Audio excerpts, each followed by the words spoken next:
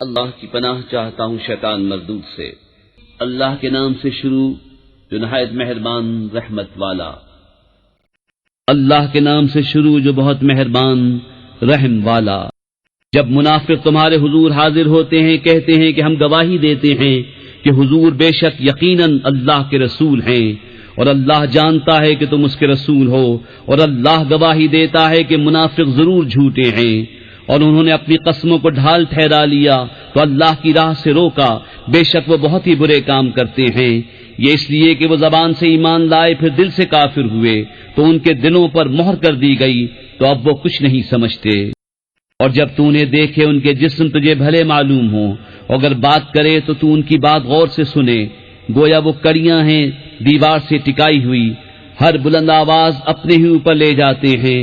وہ دشمن ہیں تو ان سے بچتے رہو، اللہ انہیں مارے کہاں اوندھے جاتے ہیں۔ اور جب ان سے کہا جائے کہ آؤ رسول اللہ تمہارے لیے معافی چاہیں تو اپنے سر گھماتے ہیں، اور تم انہیں دیکھو کہ غور کرتے ہوئے منہ پھیر لیتے ہیں۔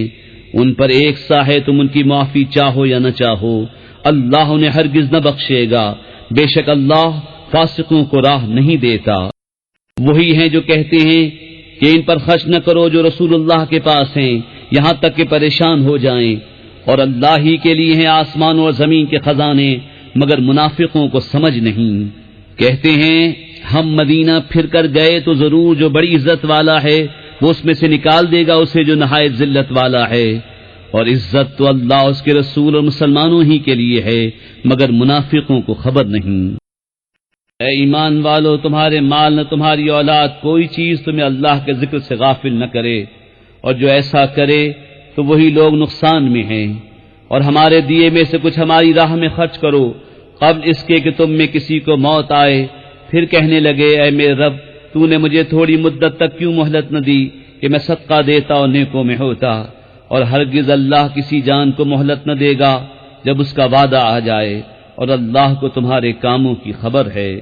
کر کے عمل قرآن پہ جنت کی راہوں پہ چلتا رہوں۔